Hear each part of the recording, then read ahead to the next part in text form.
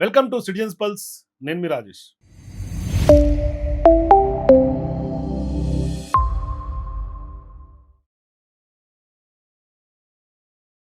తెలంగాణలో సీఎం రేవంత్ రెడ్డి గారు మూసీకి సంబంధించి ఎప్పుడైతే అతిపెద్ద చర్చ జరుగుతోందో, ప్రజల నుంచి వ్యతిరేకత వ్యక్తమవుతోందో, పూటకో మాట, పూటకో డిజైను, పూటకో స్టెప్పు, రోజుకోగా మార్పులు చేసుకుంటా ఇవాళ మూసీ మీద అడుగులు ముందుకేస్తా ఉన్నాడు. ఇవాళ ఎప్పుడైతే తెలంగాణ ప్రజల నుంచి భారీ స్థాయిలో మూసీకి సంబంధించి అక్కడ ఉన్నటువంటి పరివాహక ప్రాంత ప్రజల నుంచేనా, లేదంటే అక్కడ మరీ ముఖ్యంగా మధు పార్క్ బ్రిడ్జికి సంబంధించినటువంటి అపార్ట్మెంట్ వాసులు, అట్లాగే అక్కడ ఉన్నటువంటి కొంత బస్తీ వాసులు గాని, ఆ యొక్క ఆ పరిసర ప్రాంతాల్లో ఉన్నటువంటి కాలనీ వాసులందరూ కూడా తిరగబడుతున్నటువంటి సందర్భంగా ఇవాళ రేవంత్ రెడ్డి గారు భారీ స్కెచ్ వేసినట్టు కనిపిస్తుంది మూసీ పట్ల. అంటే ఒక ఇప్పుడు మళ్ళీ ఒక తెర మీదకి ఒక భారీ చిత్రం తెర మీద తీసుకొచ్చారు. ఏంటంటే మూసీ నది ఒడ్డంతా, అంటే మూసీ పరివాహక ప్రాంతం అంతా, ఆ తీరం అంతా భారీ స్థాయిలో మత సామరస్యానికి ప్రతీకగా తీర్చిదిద్దేందుకు ప్రజల్లో ఒక భారీ స్థాయిలో మాస్టర్ ప్లాన్ మరొకటి తెర మీదకి తీసుకొచ్చారు ఇవాళ ఆయన.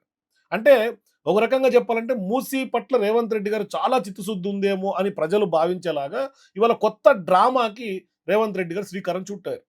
అంటే ఎట్లా డ్రామా అంటే, మొన్నటిదాకానేమో బాపు సరోవర్ పేరిట 150 అడుగుల విగ్రహాన్ని ప్రపంచంలో ఎక్కడా లేనటువంటి భారీ స్థాయి విగ్రహం గాంధీజీ గారిది ఏర్పాటు చేసే వ్యవహారం మనకు తెలిసింది. అయితే ఎప్పుడైతే తెలంగాణ గెజెట్ ప్రకారం 10,017 ఇల్లు కూల్చి ఇవాళ మూసీ రెజర్వేషన్ ప్రాజెక్టు ఫేజ్ 1 యొక్క పనులు ముందుకు అడుగులు వేయాలి, శంకుస్థాపన చేయాలనే ఒక కార్యాచరణకి ప్రభుత్వం ముందుకు అడుగులు వేసిందో, భారీ స్థాయిలో వ్యతిరేకత వచ్చింది. ఇంక్లూడింగ్ ఆ గాంధీ గారి కుటుంబం నుంచి తుషార్ గాంధీ గారు ఎవరైతే మునిమనుడు ఉన్నాడో ఆయన కూడా ఆ యొక్క ప్రాజెక్ట్‌ని వ్యతిరేకించారు. అంటే ఇల్లు కూల్చి బాపు విగ్రహం కట్టాల్సినటువంటి అవసరం లేదు, బాపు విగ్రహం ఎవరు అడిగారని కడుతున్నారు అనేది వాళ్ళ ప్రజల నుంచి పెద్ద ఎత్తున వినిపించినటువంటి మాట.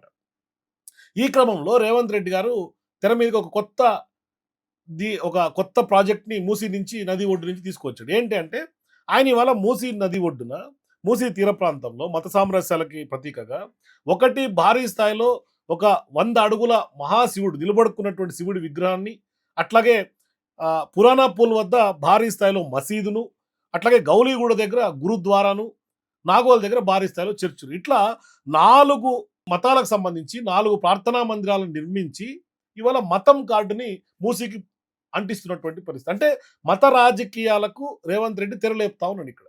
అంటే మొన్నటిదాకా ప్రజల నుంచి వచ్చినటువంటి వ్యతిరేకత దృష్టిలో పెట్టుకొని ఇవాళ మతాలని, దేవుళ్ళను, మసీదులను, లేకుంటే గనక శివుడిని, హిందువులకు సంబంధించినటువంటి ఒక పవిత్రంగా భావించే పరమశివుడిని, ఇట్లా దేవుళ్ళను గనక ముందుకు పెడితే ఖచ్చితంగా వ్యతిరేకత తగ్గే ఛాన్స్ ఉంటుంది. మరోవైపు ఎవరు మాట్లాడే వీలుండదు.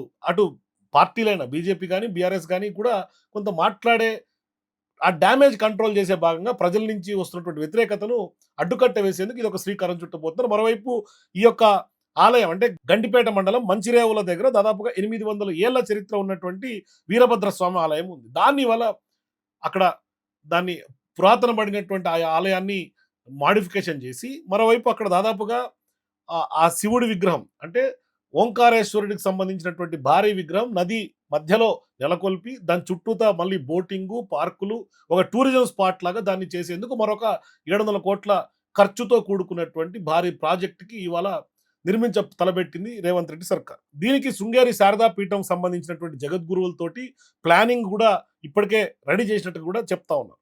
మరి ఇవాళ బాపు ఘాట్‌కి సంబంధించి భారీ స్థాయిలో 150 అడుగులు ఎత్తున్నటువంటి బాపు సరోవర్ నిర్మించే సమయంలో పెద్ద ఎత్తున వ్యతిరేకత వ్యక్తమైంది. మధు పార్క్ లేకుంటే కూడా, అంటే మధు పార్క్ వాళ్ళు భూసేకరణ ఇవ్వకపోతే కూడా మేము నిర్మించుకోవచ్చు బాపు సరోవర్ అని చెప్పినటువంటి రేవంత్ రెడ్డి గారు తాజా స్టేట్మెంట్ ప్రకారం ఇవాళ మూసీ ఎప్పుడైతే పర్యావరణవేత్తల నుంచి, అక్కడ ఉన్నటువంటి ప్రజల నుంచి తెలంగాణ వ్యాప్తంగా మూసీకి సంబంధించి అసలు మూసీ శుద్ధి జరగాలి గానీ సుందరీకరణ అవసరం లేదనే నినాదం ఇవాళ హోరెత్తింది. ఈ క్రమంలో ఇవాళ మళ్ళీ సబ్ కమిటీని ఒకటి కాన్స్టిట్యూట్ చేస్తా ఉంది తెలంగాణ ప్రభుత్వం. అంటే ఇవాళ కన్సల్టేషన్స్ కోసం డిప్యూటీ సీఎంగా ఉన్నటువంటి భట్టి విక్రమార్క ఈ యొక్క సబ్ కమిటీకి లీడ్ తీసుకుంటా ఉన్నారు. ఆయన నేతృత్వంలో ఈ యొక్క సబ్ కమిటీ ఫామ్ చేస్తున్నారు.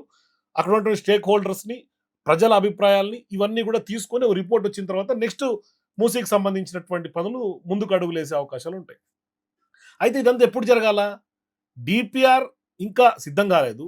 రోజుకొక ఒక ఒక ప్లాన్ చెప్తా ఉన్నారు ప్రజలకి. డీపీఆర్ లేదు. ప్రజల అభిప్రాయాలు తీసుకోలేదు. ఎవరైతే స్టేక్ హోల్డర్స్ ఉన్నారో అంటే మూసీ పరివాహక ప్రాంతంలో ఎవరైతే భూసేకరణలో 10,000 ఇల్లు కేవలం ఫేజ్ 1లోనే ఇన్ని ఇల్లులు పోతుంటే ఆళ్ళ యొక్క అభిప్రాయాలు తీసుకోకుండా ఇవాళ బుల్డోజ్ చేసుకుంటూ వెళ్తున్నటువంటి రేవంత్ రెడ్డి ప్రభుత్వం ఇప్పటిదాకా ప్రజల అభిప్రాయం తీసుకోలేదు. ఇప్పుడు ఆయన మేల్కొని ప్రజల అభిప్రాయం తీసుకొని ఇప్పుడు కమిటీ వేసి అధికారులని కొంత ముందుకు పంపించి ఇప్పటికే భూసేకరణ నోటిఫికేషన్ ఇచ్చేశారు.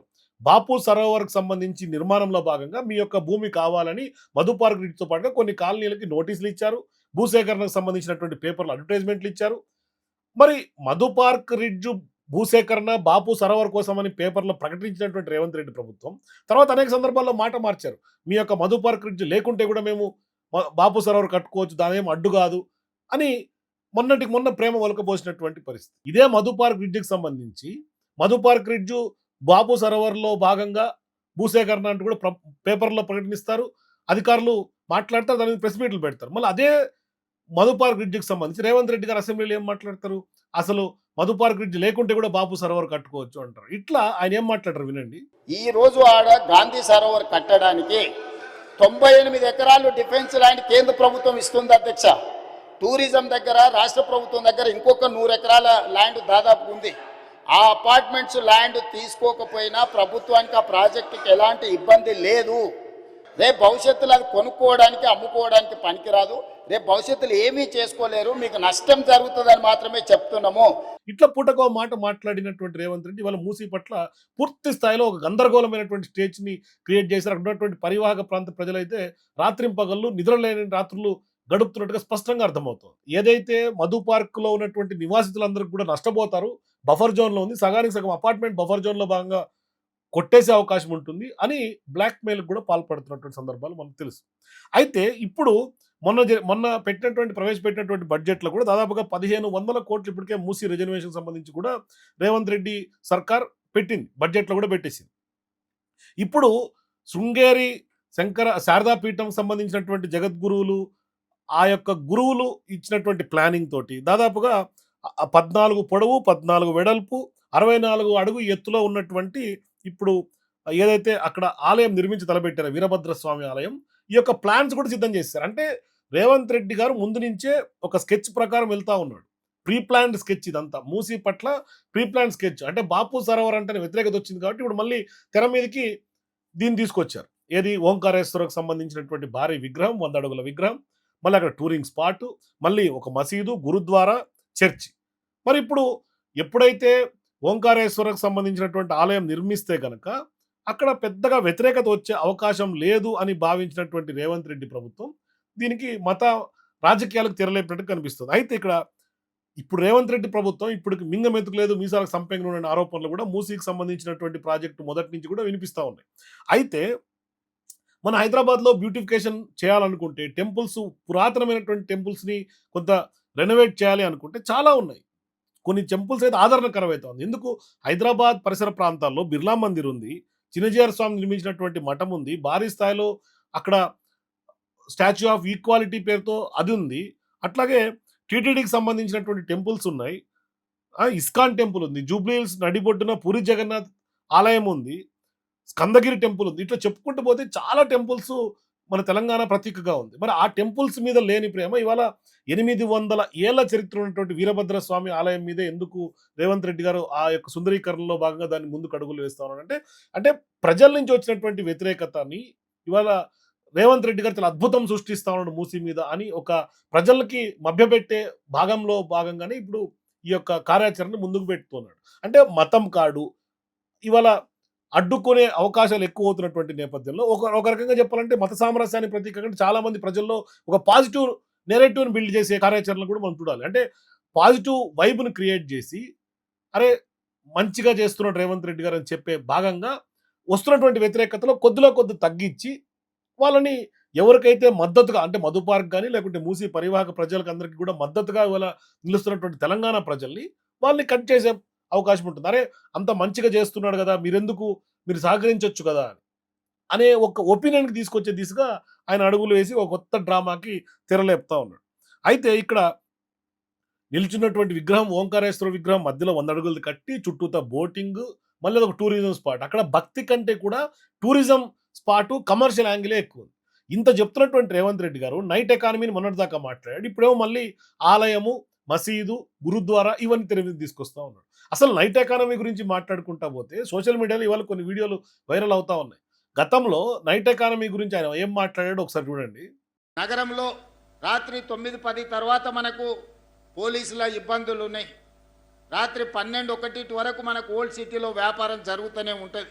పోలీసు నిబంధనలు కొన్నిసార్లు మీకు ఇబ్బంది కలిగిస్తున్నాయి. అందుకే రాత్రి 1 గంట వరకు మీ వ్యాపారాలు చేసుకోవడానికి అనుమతి ఇవ్వడమే కాకుండా మూసీ నది పరివాహక ప్రాంతం మొత్తాన్ని అభివృద్ధి చేసి నైట్ ఎకానమీని రాత్రి మొత్తం వ్యాపారాలు జరిగేటట్టు నిరుద్యోగ యువకులకు ఉద్యోగ ఉపాధి అవకాశాలు కల్పించడానికి ఈరోజు రాష్ట్ర ప్రభుత్వం ప్రణాళికలు చేస్తుంది. మరి నైట్ ఎకానమీ మీద మాట్లాడినటువంటి రేవంత్ రెడ్డి గారు ఇవాళ ప్రాక్టికాలిటీలు ఏముంది? ఓల్డ్ సిటీ ప్రజలనైనా లేకుంటే అక్కడ ఉన్నటువంటి పురాణాపులు కానీ అక్కడ ఉన్నటువంటి ప్రజల్ని పోలీసులు ఎంత చిత్రహింసలు పెడుతున్నారు? కనీసం స్వేచ్ఛగా రోడ్డు మీద తిరిగే పరిస్థితి లేదే. ఒకసారి ఈ విజువల్స్ చూడండి.